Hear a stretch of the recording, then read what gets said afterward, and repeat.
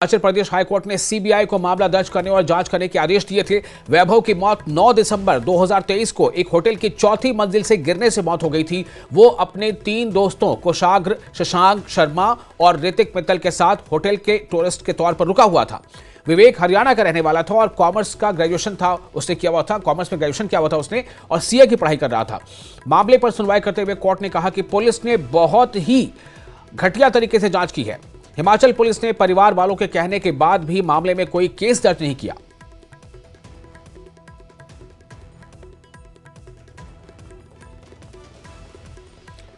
तो ये है वो वैभव छात्र जो सीए की पढ़ाई कर रहा था, जिसकी मौत हो गई थी, जिसके बाद पुलिस के ऊपर ये आरोप है, यानी पुलिस के ऊपर एक टिप्पणी है कोर्ट की कि पुलिस ने बहुत ही घटिया तरीके से इस मामले में जांच की है।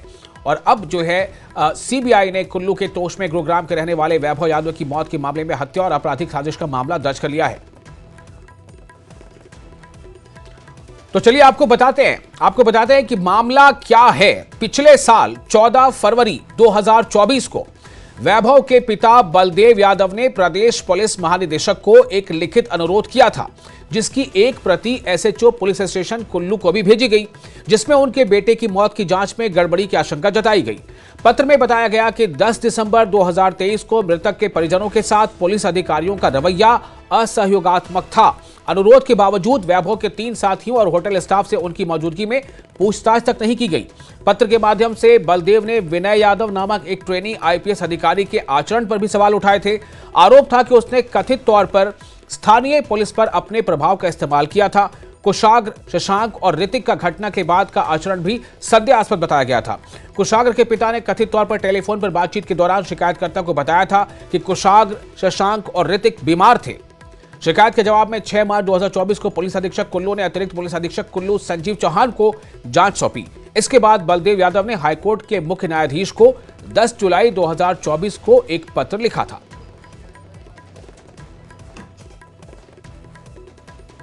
और इस वक्त हमारे साथ फोन लाइन पर जुड़ चुके हैं वैभव के पिता बलदेव यादव। बलदेव जी, आपका बहुत बहुत स्वागत है। मैं ये जानना चाहूंगा कि इस मामले में कहां आपको कमी नजर आ रही है इसके अनुसंधान में, और अब जो सीबीआई को इस मामले का जो चार्ज दिया गया है, जो कि सीबीआई ने कुल्लू के तोश में गुरुग्राम के रहने वाले यानी वैभव की मौत के मामले में हत्या और आपराधिक मामला अब दर्ज कर लिया है, तो अब आप कितना संतुष्ट हैं इससे? आप क्या चाहते हैं? नहीं, अभी तो मैं संतुष्ट हूँ, कोर्ट के डिसीजन से तो मैं संतुष्ट हूँ जी। बट उससे पहले पुलिस ने मेरे साथ जो बर्ताव किया था। जी आप बोले, हम सुन रहे हैं आपको।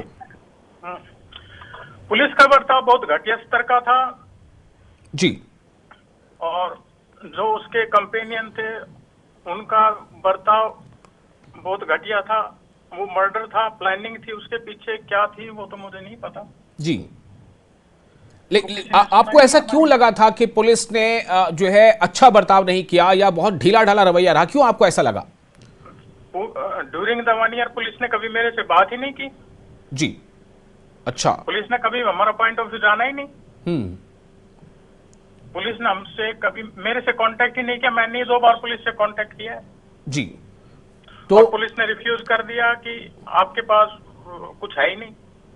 अच्छा, तो आप क्या चाहते थे पुलिस से? क्या आपने बताया कि जो इनके जो मैंने ये बोला था कि आप एफआईआर दर्ज करें और इन बच्चों को इंटेरोगेट करें और जो जो लोग शामिल हैं इनको करें। जो आईपीएस थाने में मौजूद था जी, वो क्या कर रहा है? आईपीएस थाने में कैसे हो सकता है? जी। अच्छा, एक आईपीएस थाने में बैठेगा तो सिपाही कैसे काम करेगा? जी। और हमने कहा था कि इन सारे सबसे पूछो। मुझे ये समझ नहीं आया कि जब आप घटना स्थल पे जाते हो और एक कोई इंजर्ड है, आप उसको हॉस्पिटल ना लेके जाके आप क्या कर रहे हो? तो आप हॉस्पिटल ले जाने की जहमत ही नहीं उठाई। बिल्कुल। तो बलदेव जी, क्या अब आपको लग रहा है कि इस मामले में अब सही ढंग से जो है इस मामले में जांच होगी और इस मामले में जांच आगे सही से अगर होगी तो फिर आपको सही इंसाफ मिल पाएगा? अब आप देखिए ना, सीबीआई से आगे कहाँ जाऊंगा मैं? जी बिल्कुल। सीबीआई से ऊपर कुछ नहीं हो सकता। कोर्ट ने बहुत अच्छा काम किया है जी। तो इसके आगे तो मैं कहाँ जाऊंगा। लेकिन मैं आपसे जानना चाहता हूं कि आप पिता हैं वैभव के, आपको क्या लगता है कि क्या हुआ होगा? क्या वैभव जो है वो किसी मतलब घटनाक्रम के तहत वो गिर गया या क्या हुआ होगा? आपको क्या लग रहा है? वैभव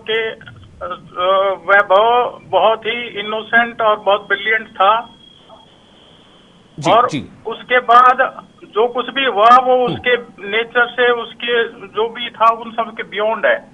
वो कभी सपने में भी नहीं सोच सकता था जो उसके साथ हुआ। जी। वो वहां से वहां पहुंचा ही कैसे, यही मेरे लिए मिस्ट्री है। जी।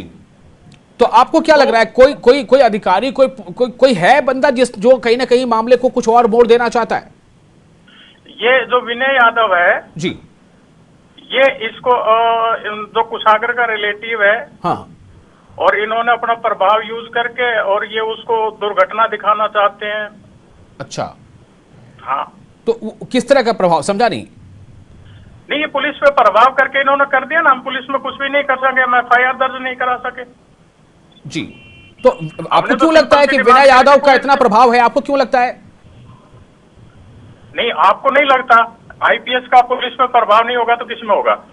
नहीं, मैं वही आपसे जानना चाह रहा हूं कि क्या आपको इस बात की आशंका लग रही है कि कहीं ना कहीं जो है इस वजह से ही, जो प्रभाव की आप बात कर रहे हैं कि अधिकारी के प्रभाव की वजह से मैं कुल्लू SP ऑफिस में विजिट करता हूं जी, और वहां के संजीव चौहान जी बड़े एग्रेसिवली मेरे साथ पेश आते हैं। जी, जी। मैं विक्टिम हूं, मेरी सुनने की बजाय मेरे पे एग्रेसिव होने का लॉजिक कहां से आता है? उसके पीछे कोई इन्फ्लुएंस था तभी तो है ये। जी। ठीक है, मेरी बात नहीं सुन रहे, मेरे पॉइंट ऑफ व्यू नहीं सुन रहे, उन पर कोई काम नहीं कर रहा विदाउट नोइंग एनीथिंग। तो कोर्ट ने कोई ऐसे ही तो ऑर्डर नहीं कर दिया। कोर्ट के सामने पुलिस ने भी अपना पक्ष रखा है। मैंने तो एक एप्लीकेशन ही दी थी, पुलिस कुछ भी जस्टिफाई नहीं कर पाई। अच्छा, कुछ आपने ऐसी भी कुछ बात बताई थी कि जो इसके जो साथी थे कुशाग्र और दूसरे लोग, और उसके बाद आपने बताया था कि उनके पिता का बयान भी थोड़ा अलग तरह का आ रहा है, वो कह रहे थे बच्चे बीमार थे।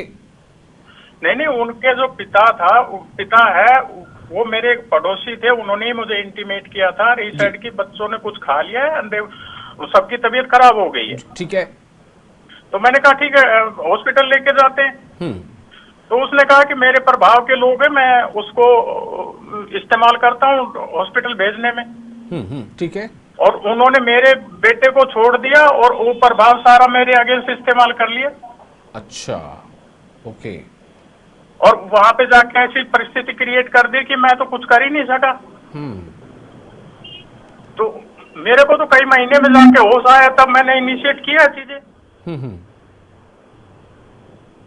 तो अब क्या लग रहा है, आपकी आगे की जो लड़ाई है इंसाफ की, वो कैसी होगी? अब देखो, ये तो CBI पे डिपेंड करता है। CBI अपना काम शुरू किया, मैं उसमें क्या कह सकता हूँ। जैसा आगे जो भी एग्जीक्यूशन होगा देखते हैं। नहीं, आपने अभी कहा कि अदालत ने अच्छा स्टेप लिया है, तो इसका मतलब है कि आप यकीन कर रहे हैं, आपको भरोसा हो रहा है? जी। अदालत ने तो मेरे जैसे साधारण आदमी के लिए अगर CBI का ऑर्डर हो जाता है तो अच्छा ही है, इससे अच्छा और क्या हो सकता है।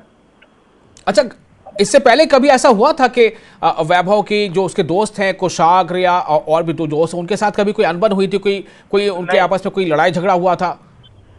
नहीं, ऐसा कुछ नहीं था। There friend. जी, ओके, ठीक है। बहुत शुक्रिया आपका। चलिए बलदेव जी, बहुत शुक्रिया, आपने न्यूज़ 18 JKLH से बात की, न्यूज़ 18 हरियाणा से बात की, और इस बारे में न्यूज़ 18 JKLH हमारा चैनल चूंकि जम्मू कश्मीर के लिए भी है, हरियाणा के लिए भी है, हिमाचल के लिए भी है, तो आपका बातचीत करने का बहुत शुक्रिया।